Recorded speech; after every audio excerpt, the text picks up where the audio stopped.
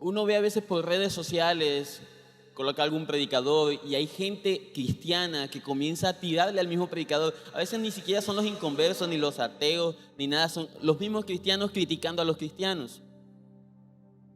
Toco este mensaje o este punto para hacer la introducción del cual es el mensaje en el día de hoy. Porque quiero que reflexionemos acerca de la pregunta, ¿qué significa la palabra cristianos? ¿Alguien que me diga qué significa la palabra cristiano? ¿Quién sabe? ¿Seguir a Cristo? Ok. En Hechos capítulo 11, versículo 26, dice que fue en Antioquía, no en Antioquia, aquí no, fue en Antioquía ya, donde por primera vez a los creyentes los llamaron cristianos. Pero permítame hacer una lectura rápida de todo ese capítulo para que usted caiga en cuenta de cómo fue que se llegó a ese punto de llamar a los primeros creyentes cristianos. Hechos capítulo 11, desde el versículo 1, vamos a leer. Dice, por favor síganme en la lectura, esta es la base del mensaje del día de hoy. La noticia de que los gentiles habían recibido la palabra de Dios pronto llegó a los apóstoles y a los demás creyentes. ¿Quiénes recibieron la palabra de Dios? Los gentiles. Así que cuando Pedro regresó a Jerusalén, los creyentes judíos lo criticaron. Los creyentes judíos. Entraste en una casa de gentiles y hasta comiste con ellos, le dijeron. Entonces Pedro les contó tal y como había sucedido. Eso está en el capítulo anterior. Dice, yo estaba en la ciudad de Jope, les dijo, y mientras oraba caí en un estado de éxtasis y tuve una visión. Algo parecido a una sábana grande descendía por sus 4 puntas desde el cielo y bajó justo donde yo estaba. Cuando me fijé en el contenido de la sábana, vi toda clase de animales domésticos y salvajes, reptiles y aves, y oí una voz que decía, levántate Pedro, mátalos y come de ellos. Ustedes se imagina, Pedro bajaba así y veía el puerquito así y él se imaginó. No, Pedro no se imaginó un chicharrón porque para ellos era desagradable comer cerdo, era desagradable comer cierto tipo de animales. Y no hablemos de comer carne porque estamos en el ayuno de Daniel, entonces el tema está como sensible. Vamos a dejarlo allí. Pero lo que Dios le estaba diciendo a Pedro era que aquello que en algún momento era considerado inmundo, ya no lo era. Dice aquí, no Señor, respondí, jamás he comido algo que nuestras leyes judías declaren impuro o inmundo. Pero la voz del cielo habló de nuevo, no llames a algo impuro si Dios lo ha hecho limpio. Eso sucedió 3 veces antes de que la sábana con todo lo que había dentro fuera subida al cielo otra vez. En ese preciso momento, 3 hombres que habían sido enviados desde Cesarea llegaron a la casa donde estábamos hospedados. El Espíritu Santo me dijo, ¿quién fue el que le dijo? Me dijo que lo acompañara y que no me preocupara que fueran gentiles. ¿Quién fue el que le dijo? El Espíritu Santo. Estos 6 hermanos, escuchen, me adelanté un poquito, dice que no me preocupara que fueran gentiles. Dice, estos 6 hermanos aquí presentes me acompañaron y pronto entramos en la casa del hombre que había mandado a buscarnos. Él nos contó cómo un ángel se le había aparecido en su casa y le había dicho, envía mensajeros a Jope y manda llamar a un hombre llamado Simón Pedro. Él te dirá cómo tú y todos los de tu casa pueden ser salvos. Cuando comencé a hablar, continuó Pedro, el Espíritu Santo descendió sobre ellos tal como descendió sobre nosotros al principio. Entonces pensé en las palabras del Señor cuando dijo, Juan bautizó con agua, pero ustedes serán bautizados con el Espíritu Santo. Y como Dios les dio a los gentiles el mismo don que nos dio a nosotros cuando creímos en el Señor Jesucristo, ¿quién era yo para qué? Para estorbar a Dios. Cuando los demás oyeron esto, dejaron de oponerse y comenzaron a alabar a Dios y dijeron, podemos ver que Dios también les ha dado a los gentiles el privilegio de arrepentirse de sus pecados y de recibir vida eterna. Mientras tanto, los creyentes que fueron dispersados durante la persecución que hubo después de la muerte de Esteban, viajaron tan lejos como Fenicia, Chipre y Antioquía de Siria. Predicaban la palabra de Dios, pero solo a los judíos. Sin embargo, algunos de los creyentes que fueron a Antioquía desde Chipre y Cirene les comenzaron a predicar a los gentiles acerca del Señor Jesús. El poder del Señor estaba con ellos y un gran número de gentiles creyó y se convirtió al Señor. Cuando la iglesia de Jerusalén se enteró de lo que había pasado, enviaron a Bernabé a Antioquía. Cuando llegó y vio las pruebas de la bendición de Dios, se llenó de alegría y alentó a los creyentes a que permanecieran fieles al Señor. Bernabé era un hombre bueno, lleno del Espíritu Santo y firme en la fe, y mucha gente llegó al Señor. Después Bernabé siguió hasta Tarso para buscar a Saulo. Cuando lo encontró, lo llevó de regreso a Antioquía y los dos se quedaron allí con la iglesia durante todo un año, enseñando a grandes multitudes. Fue en Antioquía donde por primera vez a los creyentes los llamaron cristianos. Sé que la lectura es un poco extensa, pero a veces nosotros no sabemos cuál es el origen de la palabra. Decimos, soy cristiano, pero se le llamó cristianos primeramente a aquellos que eran gentiles que recibieron el mensaje. Porque los judíos tenían una distinción, decían, para ellos no es el evangelio. Incluso después de la visión de Pedro, había gente que estaba recelosa. Y si usted sigue leyendo el libro de Hechos, Pedro en algún momento, por miedo a los judíos que eran celosos, a veces se distanciaba de los gentiles, a pesar de la visión que había tenido. Y el apóstol Pablo, que conocemos el apóstol llamado a los gentiles, lo confronta y le dice, tú estás comportándote de manera hipócrita. Lo que quiero decir es que en ese entonces la iglesia no entendía cuál era su misión plenamente. Habían algunos que estaban recelosos porque estaban acostumbrados a hacer las cosas de una manera y no les cabía en su cabeza que la gracia de Dios se extendiera a gente que no fuera judía. Ahora, allí se le llamó cristianos por primera vez a los que seguían a Cristo. Ustedes lo dijeron, cristiano es decir, seguidor de Cristo. Pero ¿qué significa la palabra Cristo? ¿Alguien sabe? Usted sigue a alguien que no sabe qué significa su término. ¿Qué significa Cristo? Ungido. Ok. Cristo es ungido, es decir, el Mesías. Cristo en griego, Mesías en hebreo. Y es un epíteto de Jesús, es decir, una característica de Jesús que puede reemplazar su nombre. Ya, en vez de decir Jesús, decimos Cristo, pero significa ungido. Ahora, yo podría pasarme toda la mañana preguntando, ¿y qué significa ungido? Pero no, ungido significa untar o frotar con aceite. Es decir, por implicación, cuando se untaba o se frotaba con aceite algo, se estaba consagrando eso a un oficio o servicio de Dios. Ahora saquemos una conclusión aquí. Hagamos la deducción entonces. Un cristiano es alguien que se ha untado del Espíritu Santo, consagrándose a Dios para su servicio. Si usted es cristiano, debe tener estas características. Debe estar untado del Espíritu Santo y debe estar sirviendo a Dios. Se consagraban las personas ungiéndolos con aceite como símbolo del Espíritu Santo para que le sirvieran exclusivamente a Dios. Eso significa ser cristiano. Si usted se da cuenta de la lectura que hicimos de Hechos 11, el apóstol Pedro fue movido por el Espíritu Santo y le dijo, no tengas temor de ir a hablar con los gentiles. Porque él tenía una estructura mental que le impedía relacionarse con ese tipo de personas. Pero cuando viene el Espíritu Santo, no solamente te rompe las ataduras del pecado, sino también te rompe las estructuras mentales que te impiden cumplir la tarea que Dios ha asignado para ti. A veces tenemos esquemas mentales que no nos dejan fluir. ¿Qué tal si un día Dios te dice que vayas a la integración familiar, a la que tanto se ha subido porque siempre están tomando y siempre están con la borrachera? Y tú dices, no, yo no comparto ese ambiente porque me contamino. Estructura mental. Porque si tú eres un seguidor de Cristo, ¿cómo fue llamado Cristo? Amigo de pecadores. Porque si Jesús no fuera amigo de pecadores, no podría ser amigo mío, porque yo soy un pecador. Que estoy redimido por la sangre de Cristo, que sí, pero pecador al fin y al cabo. Y así Él me amó y se acercó a mí.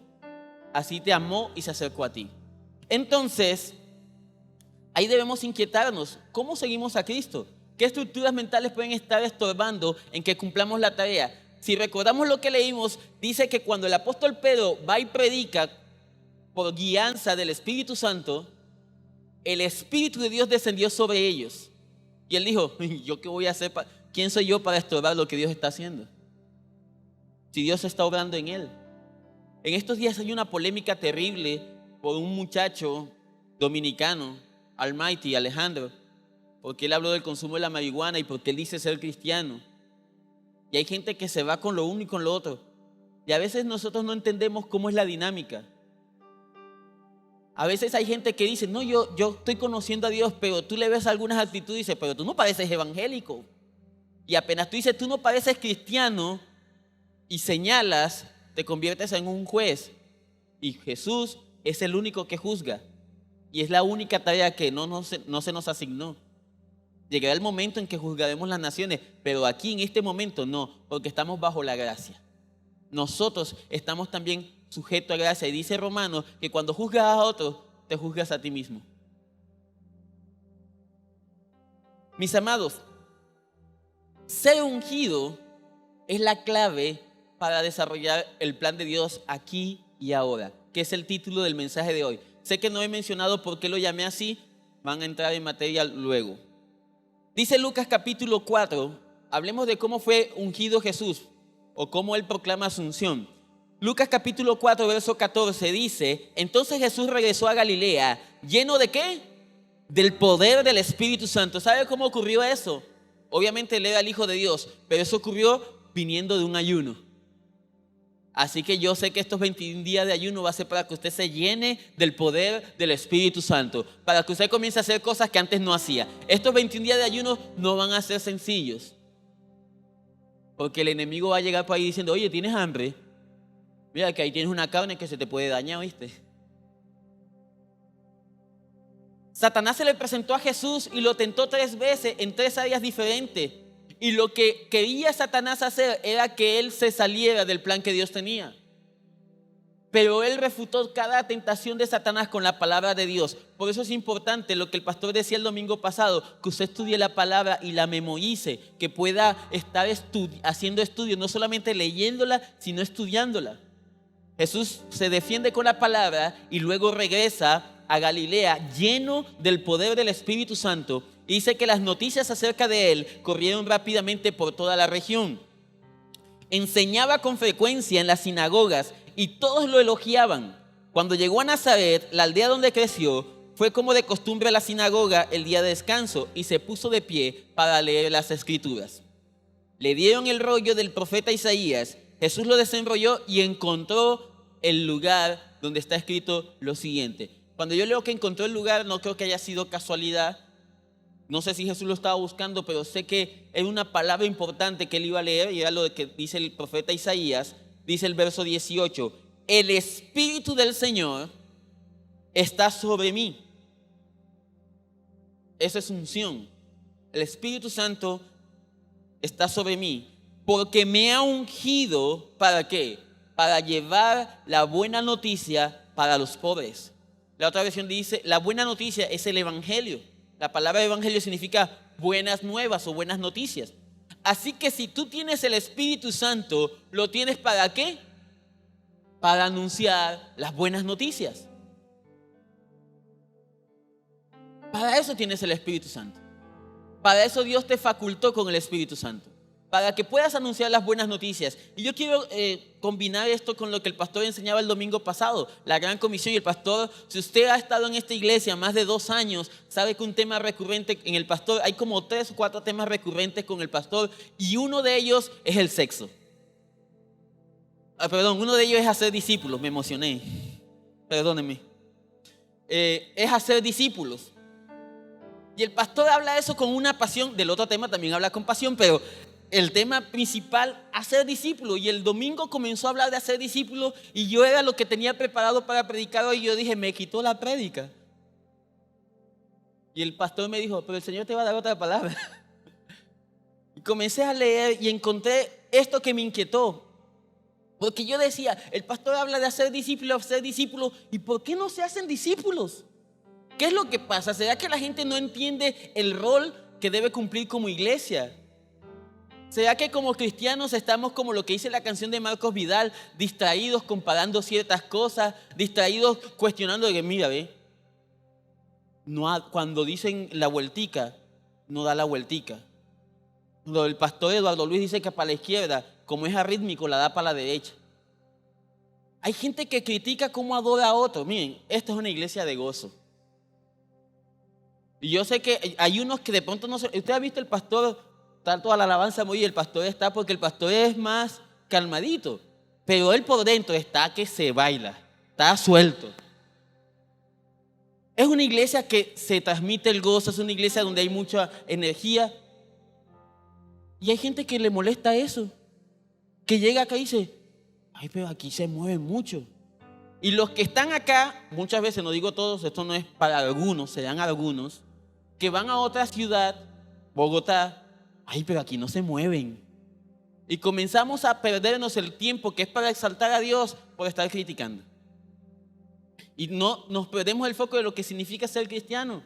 Nos molestamos porque alguien predica de una manera y otro predica de otra forma. Porque alguien es calvinista y esos son términos que la gente inventó. Perdóneme, pero yo creo que hay gente que quizás no pisó una iglesia nunca en su vida y va para el cielo. Primero que otros que están acá. Yo espero que usted sea de los que, como yo, vamos para el cielo. En el nombre de Jesús. Pero para eso te facultó el Espíritu Santo, eres ungido para anunciar las buenas nuevas a los pobres. Bienaventurados los pobres en espíritus, porque de ellos es el reino de los cielos. Dice el siguiente versículo, me ha enviado a proclamar, eso es usar la boca, es hablar a otras personas. Proclamar usualmente es hablar a viva voz. A proclamar que los cautivos son liberados. Y me gusta hacer esta analogía porque encuentro aquí 3 tipos de palabras: que los cautivos son liberados, que los ciegos verán, que los oprimidos serán puestos en libertad. Y esta es mi interpretación, cuando habla de cautivos pienso en personas que están en cautividad espiritual. Como dice el apóstol Pablo, que están con una venda en sus ojos, sumisos a la voluntad del diablo, donde están cautivos. Y es ahí donde tú debes entrar a entender, por ejemplo, como papá, que quizás tu hijo ha sido influenciado por muchas cosas espirituales y que está cautivo.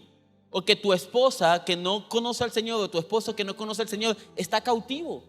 Y el papel tuyo es proclamarle a él libertad. Proclamar libertad, proclamar que los cautivos serán liberados, que los ciegos verán, y en eso pienso en sanidad física. Jesús no solamente sanó ciegos, sanó sordos, sanó la suegra de Pedro, muy a pesar de Pedro, por eso lo negó. Pero Jesús no solamente, cuando dice que los ciegos verán, está englobando en eso todo lo que es sanidad física, espíritu, cuerpo, y que los oprimidos serán puestos en libertad. La otra versión dice que los que tienen carga en el corazón, a los quebrantados de corazón, gente que tiene el alma quebrantada, alma puesta en libertad. Así que nuestra tarea, si somos seguidores de Cristo y Cristo es el ungido y yo soy cristiano, quiere decir que yo soy ungido tal como Cristo es, así como dice Jesús en Juan 21, como el Padre me envió a mí, así yo los envío a ustedes. Nosotros somos enviados a proclamar que los cautivos son liberados, a que los ciegos ven, a que los oprimidos son puestos en libertad. En otras palabras, que la gente que está esclava espiritualmente sea libertada, que los que están enfermos reciban sanidad y que aquel que en el alma tiene problemas fuertes emocionales puedan recibir sanidad también. Y dice, y que ha llegado el tiempo del favor del Señor. ¿Qué dice allí? Ha llegado el tiempo del favor del Señor. Luego, cuando termina de leer, dice que lo enrolló de nuevo, se lo entregó al ayudante y se sentó. Todas las miradas en la sinagoga se fijaron en él. Después, Jesús comenzó a hablarles. La escritura que acaban de oír se ha cumplido este mismo día. Wow. ¿Usted se imagina eso? Una profecía en Isaías por allá, más de 400 años atrás. Jesús llega y dice, esto se está cumpliendo aquí y ahora. Yo soy el ungido. Pero no quedo allí.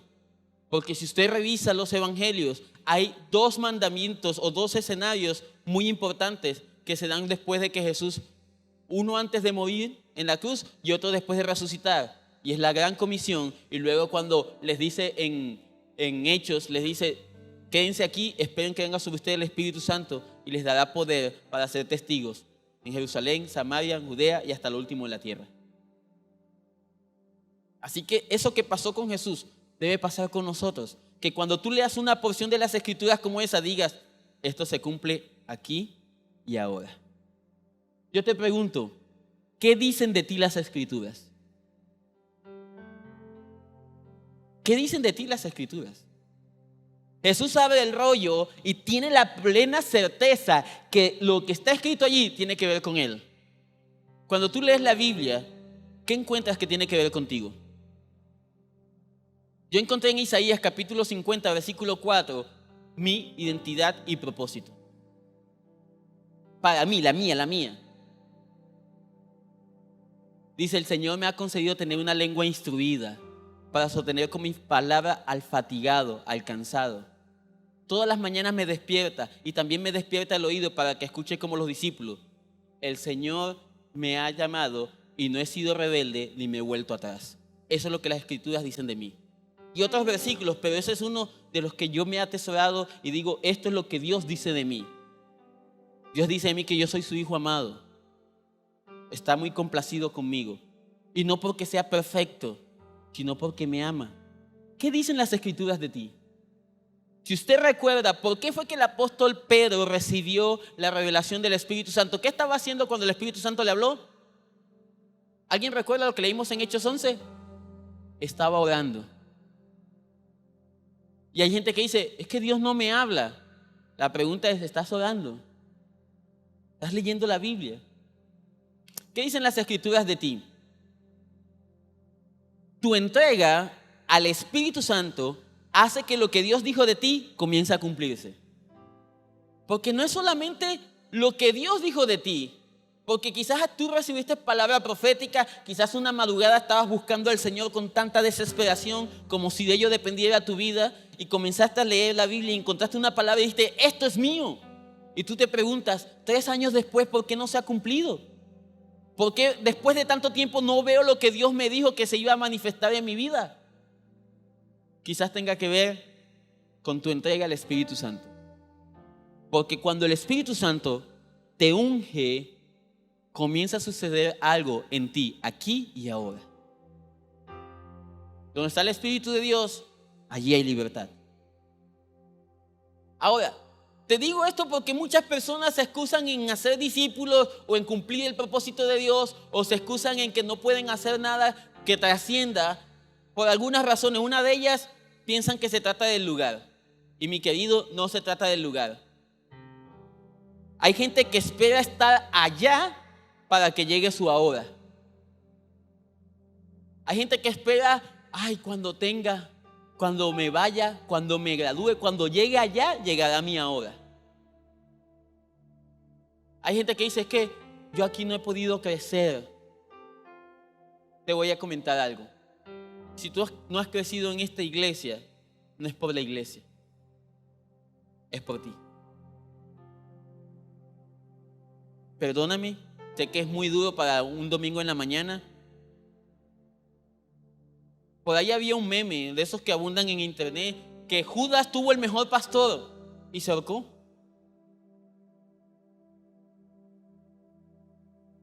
Ve, yo no he conocido, son contados los pastores que son tan respetados en la ciudad como el pastor Eduardo y la pastora Janet. Y aún así sé que son imperfectos. Y sé que miren, cuando yo veo al pastor predicando como predicó el domingo pasado, sé que es un alimento grueso, es un alimento increíble, de los que ya casi no se consiguen en algunas iglesias. Pero no va a depender de lo que él predique que tú te alimentes, sino de ti. No se trata del lugar. El lugar donde estás influye, pero lo que determina tu destino es quién eres tú, tu esencia. Tú eres el que determina si aquí y ahora comienzas a dar frutos. Si en la empresa en la que estás comienzas a dar fruto, ya sea en lo laboral, pero también en lo espiritual. No se trata de una fecha y una hora. No, tampoco se trata de una fecha y una hora. Hay gente que esperan que llegue la hora especial para servir en el aquí. Todavía no. Es que cada quien tiene su cuarto de hora. Cada quien tiene su momento. Esas son filosofías humanas, ¿sabes? Porque cada día trae la bendición del Señor. Y tú cada día puedes levantarte y decir, este es el día que hizo el Señor. Me gozaré y me alegraré en Él. Todos los días puedes decirlo. No necesitas esperar el cumpleaños, una fecha, el amor y amistad, para sentir que es un día especial. Todos los días en el Señor son especiales. Todos los días. Mi amado, el Kairos, y yo sé que esto lo he dicho antes, pero para aquellos que no han estado aquí, el Kairos, es decir, el tiempo de Dios, no tiene que ver con una fecha, sino con tu condición espiritual. Pastor, es que, ¿por qué no te has casado? Estoy esperando el tiempo de Dios. Y puede que el tiempo de Dios no llegue. Porque tú estás esperando que suceda algo afuera cuando tiene que suceder algo adentro. Mi amado, cuando tú comienzas a caminar con Dios, de pronto no se va a dar mañana o pasado mañana, pero cada día que te consagres al Espíritu Santo vas a estar más cerca de eso que Dios dijo de ti. ¿Por qué creen que el apóstol Pablo le dijo a Timoteo que conforme a las profecías que había recibido, peleara por ella las buenas batallas? Porque eso hay que pelearlo. Hay que pelear contra la pereza, contra Satanás. Sí, Satanás se opone, te arrulla y adormece. Quizás creo que es el enemigo número 1. Mis amados, tampoco se trata del pasado. Hay gente que no experimenta el aquí y el ahora por lo que sucedió en el pasado. Ya sea por una parte, la que es más común, ya sea porque en el pasado se equivocó mucho. Gente que defraudó a su familia, que engañó a su esposa, a su esposo, practicó un aborto, que, no sé, se le fueron las luces y golpeó a alguien y dice, no, yo qué cristiano voy a ser ni qué nada. Y el enemigo comienza a utilizar la culpa, pero no se trata del pasado, mi querido. Hay gente que está aquí, pero no está en el ahora.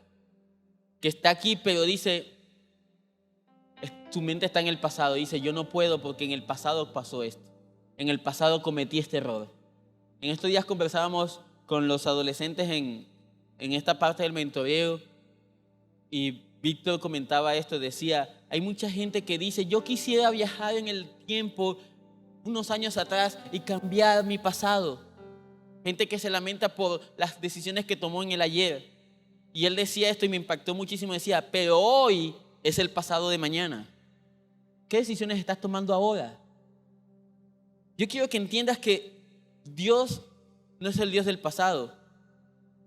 Dios cuando te dice que mires al pasado es para que veas que todo lo que soportaste, todo lo que viviste y hasta dónde te ha traído y de dónde te sacó. Para eso es lo único que Dios quiere que mires el pasado, pero no para darte golpes de pecho y decir yo no sirvo para nada, soy lo peor. Le he prometido tantas veces a Dios y he fallado. Mira, si fuera por eso, el apóstol Pedro no estaría yendo a predicarle a los gentiles, porque lo negó 3 veces. Y lo negó 3 veces después de que dijo, ay. Después de que dijo, mi vida pondré por ti. Y Jesús le dijo, antes que el gallo cante, ya yo me lo he comido, Señor. No, antes que el gallo cante me negarás 3 veces. Y dice, Señor, hasta la muerte. Y los demás dijeron lo mismo.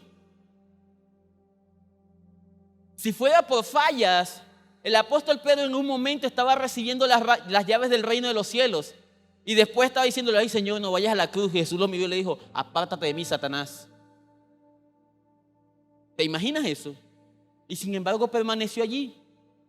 Si fuera por eso, el apóstol Pablo, después que perseguía a los cristianos, siendo el judío más judío que no se juntaba con los gentiles, ahora era llamado el apóstol de los gentiles. Si fuera por eso el pastor Rodo, ay, ni para qué le digo el pastor Rodo, Creo que está peor que el apóstol Pedro y el apóstol Pablo. Pero tu pasado está cubierto por la gracia de Cristo. Y la gracia del Señor va a ser mucho más grande que cualquier error que hayas cometido en el ayer.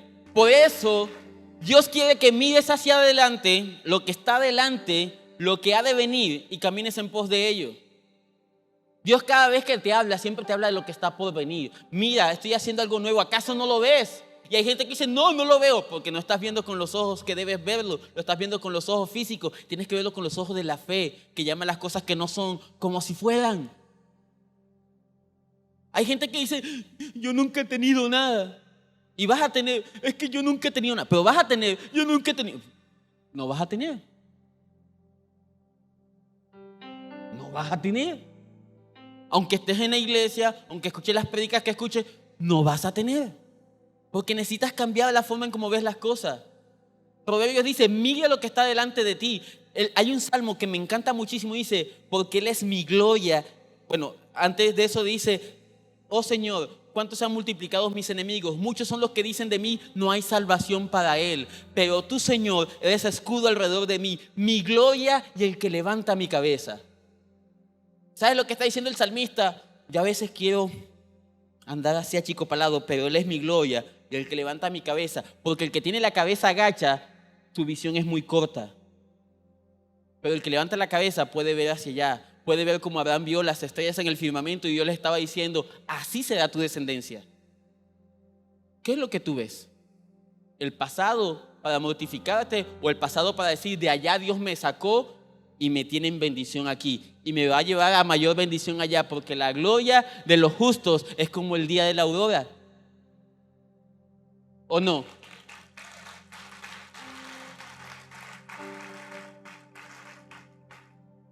Así que yo quiero que tú entiendas lo que Dios está haciendo contigo aquí y ahora.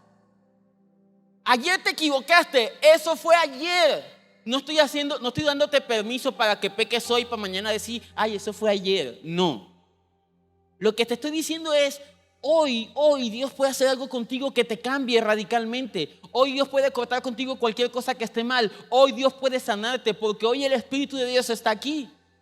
Y no solamente está conmigo, también está contigo. Dios está aquí, Dios está contigo aquí y ahora. Y eso debe darte una dimensión de paz increíble. En su presencia hay plenitud de gozo. No puedes tener gozo si no tienes paz.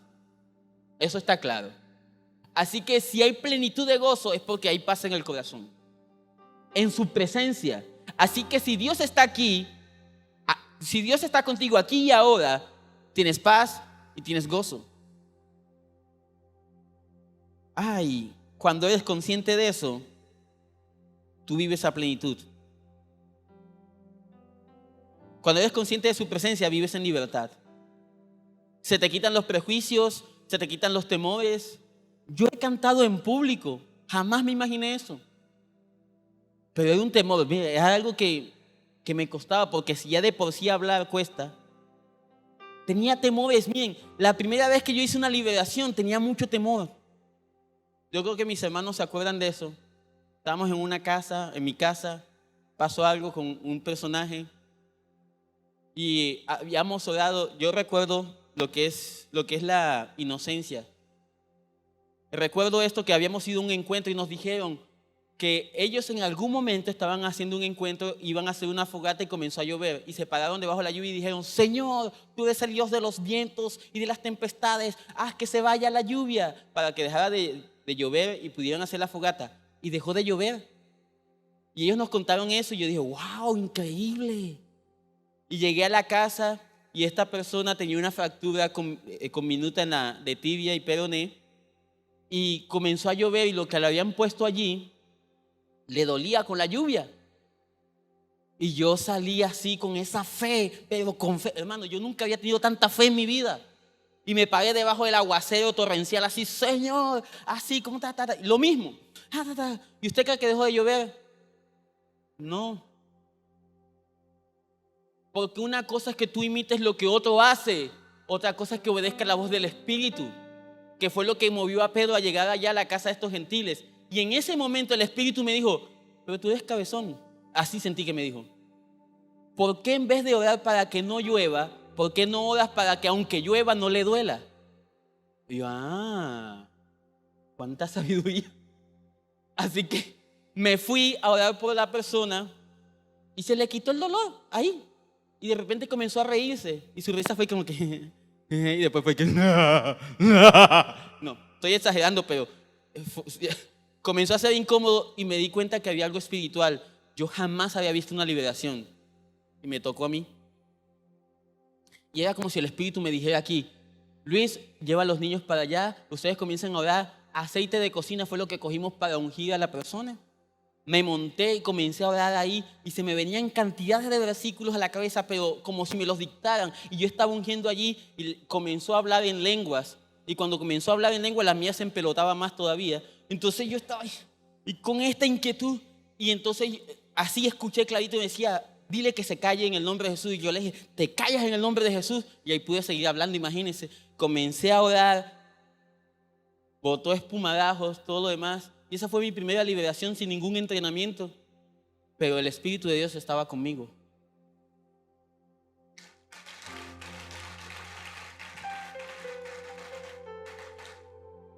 Dejé de tenerle miedo a los demonios y a la oscuridad, porque le tenía miedo a la oscuridad en mi infancia, a las alturas. Comencé a perder muchos miedos.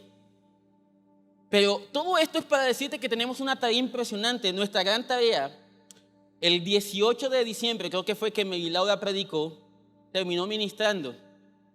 Y en esta gran tarea, adelanta. Cuando Mary Laura, yo sé que la foto no se ve bien, pero ahí está Mary Laura predicando. A la derecha está Sophie tocando el cello y al fondo está Luisma tocando el piano. Y cuando yo vi esa escena, yo estaba un poco inquieto porque yo decía: Señor, yo quiero que el ministerio siga creciendo. Y recordaba tiempos en que 150, 170 adolescentes metidos en Garupal. Y cuando yo vi esa escena, Dios me mostró algo. Mary Laura fue discípula mía en su adolescencia. Y ella discipuló a Víctor. Y creo que a Yacir también. Víctor y Yacir son discípulos míos ahora. Y Sofía es discípula de Yacir. Y Luisma es discípulo de Víctor. Y de mi hermano, pero también de Víctor. También mío, pero también de Víctor. Ya me entendió, ¿verdad? Entonces, yo veo la escena y digo: hay generaciones aquí. Hay gente que está en jóvenes, hay gente que está en adultos, que son de esa tarea. Pero me inquietó con algo y dije: ¿y por qué no ha sido más agresivo? Quizás me faltó ser más intencional en decirle: tú has sido ungido para hacer cosas increíbles. Esta gente se lo está creyendo. Vea las redes sociales de Sophie, hablando del Señor por las redes. Usted viera la conversación que tuvimos los viernes con algunos adolescentes hablando de santidad y diciendo: yo me masturbaba, pero hay que hablar porque Dios puede sanarte y para que no vivas en esa esclavitud. Chicos, adolescentes hablando de eso. Hay que hacerles saber que pueden ser ungidos por Dios aquí y ahora. Yo estoy discipulando 2 chicas, hermosas ellas, no me malinterprete, una tiene 4 años y la otra tiene 1 mes y algo.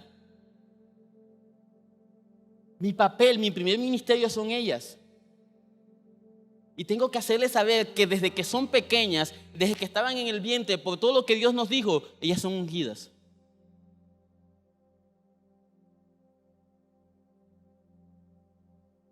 Lo primero que nos dijeron fue: parece que es un embarazo ectópico.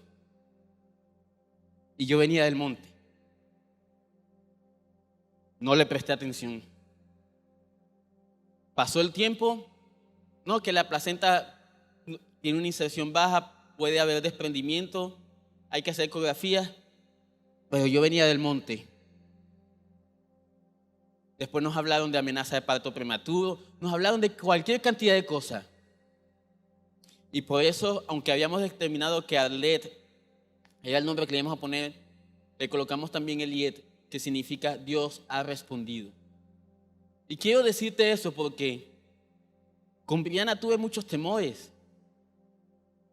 Brianna fue con crisis respiratoria desde que cumplió el primer año hasta que cumplió el segundo año. Y un momento que le dije: Dios, yo no quiero ir más a una clínica. Y Dios se escuchó y echó el temor. y supe que estaba ahí conmigo. ¿Sabes? No hay nada que tú hagas para Dios que Él deje sin recompensa. Y si tú has cuidado de otros, va a cuidar de los tuyos. Hablemos de la Gran Comisión otra vez. ¿Por qué hay que hablar de la Gran Comisión de nuevo? Porque la gente no entiende que ha sido facultada para cuidar a otros y ayudarlos a crecer, para llevar a la gente a que sea como Cristo y que sean discípulos que discipulan a otros. Necesitamos que la iglesia, cada persona, asuma el rol que debe asumir. Que cuando el pastor predique y diga, ¿quiénes están discipulando? Levanten la mano y sea el 90% de la iglesia. Dice que antes movían de la mano en el circo romano. ¿Dónde está esa unidad? Miren, esta es una de las iglesias más fuertes que hay en la ciudad. No lo digo por orgullo, es una de las iglesias más fuertes que hay. Pero creo que podemos ser más. En Dios hay más. Y va a ser más, no porque el pastor Eduardo Luis, porque el pastor Rodolfo, porque el pastor Carlos, la pastora Maritza, porque todos los líderes que están, no porque ellos se llenen más del Espíritu Santo, sino porque todos vamos a ser llenos del Espíritu Santo. No hay por qué temer. Primera de Juan capítulo 4 dice, en esa clase de amor no hay temor porque el amor perfecto expulsa todo temor. Si tenemos miedo es por temor al castigo y esto muestra que no hemos experimentado plenamente el perfecto amor de Dios. No hay por qué temer. Nos amamos unos a otros porque Él nos amó primero. Yo quiero que entiendas que tú puedes recibir a Cristo aquí y ahora. Que tú puedes ayudar a otros aquí y ahora. Mateo capítulo 10 dice, sanen a los enfermos, resuciten a los muertos, curen a los leprosos y expulsen a los demonios. Den tan gratuitamente como han recibido. Puedes hacer milagros aquí y ahora. Quiero que te levantes y cierres tus ojos. Te voy a leer una porción de una predicación de Brennan Manning y esta va a ser mi oración. Quiero que la tengas no porque tú no has recibido a Cristo, sino para que entiendas cuál es el mensaje central. Cierra tus ojos. Brennan Manning, haciendo el llamado a la oración, decía, no tienes que cambiar para recibir su amor y aceptación. No tienes que abandonar tu pecado. No tienes que experimentar una conversión. Obviamente que Jesús quiere que abandones tu pecado y que te conviertas y vivas experimentando la plenitud del Evangelio. Pero no tienes que hacer eso para recibir su amor y aceptación, porque su perdón precede tu arrepentimiento. Debes entender esto. En el corazón del Evangelio de la gracia, el perdón de Dios por medio de Cristo precede a nuestro arrepentimiento. El perdón de Dios por medio de Cristo precede a nuestro arrepentimiento. Debes entenderlo. Y si hay alguien que hoy quiere recibir aquí ahora lo que Dios tiene para usted, quiero que salgas de donde estás y pases al frente. Solo un momento para orar por ti.